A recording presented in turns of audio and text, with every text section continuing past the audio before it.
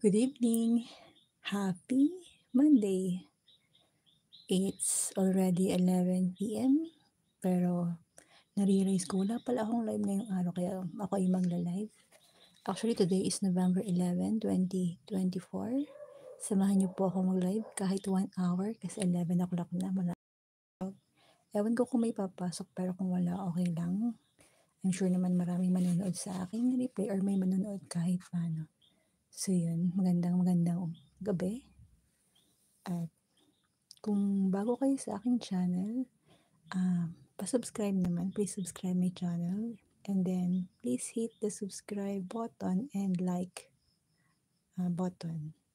Yung malaking bagay po yun sa akin para ako ay ma-i-recommenda sa iba. So, yun. Bale, nag-live lang ako para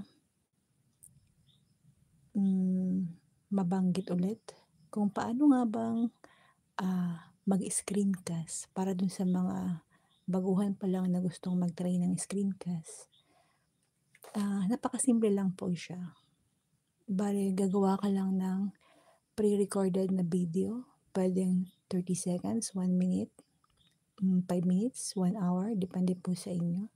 And then, kung mag-start na kayo ng screencast, press nyo lang po yung plus sign.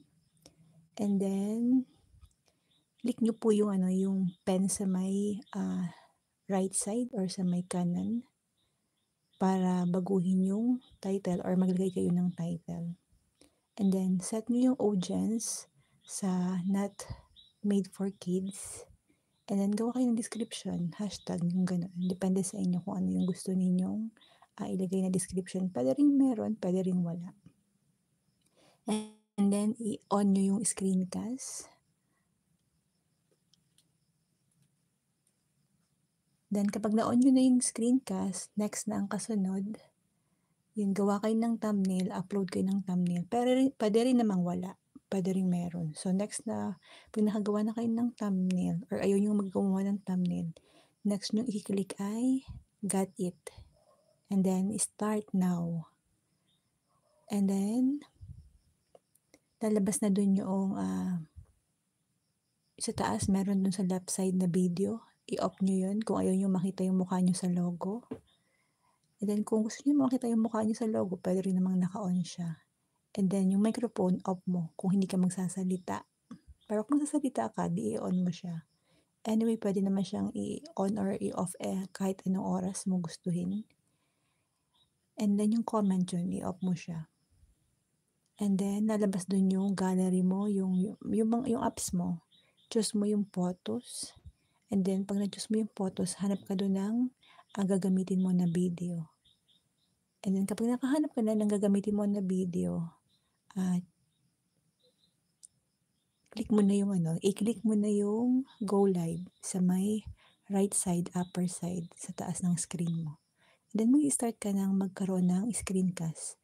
Bali yun ay kahit maiksi siya, yun ay kusang magpi-play ng paulit-ulit kasi siya ay nakaloop na ng sadya. So, ganun lang naman ka-easy ang pag-screencast. And then, kapag gusto mong mag-end, press mo lang yung logo mo na bilog. And then, sa taas, may lalabas doon na X sa my right side. Click mo lang yun and then, mag-end na yung iyong screencast. Ay, nahulog. So, yun. Bali, yun ay aking gagawing highlights kaya na-explain ko. Sana naintindihan nyo. And then, kung hindi pa rin naintindihan, pwede nyo itanong sa akin kapag ako ay nagla-live. Yung good evening sa aking first viewer. Please double tap the screen if you like my live yun. So, yun, gagawin ko siyang highlights. And then, shout out sa dalawa kong viewers. Thank you for coming. And then, gusto ko mag-thank you doon sa mga nanood ng replay ko na nakikita ko palagi at never na nawala. Si Dakan Family, The Rover Channel, Enchanting Queendom, and Gaming, Rap Mix TV, Erlenda Manalang, Mother Del's Vlog, Renz TV, Chef Art V, Budoy Nusar, Pradi Lutina. So, yun.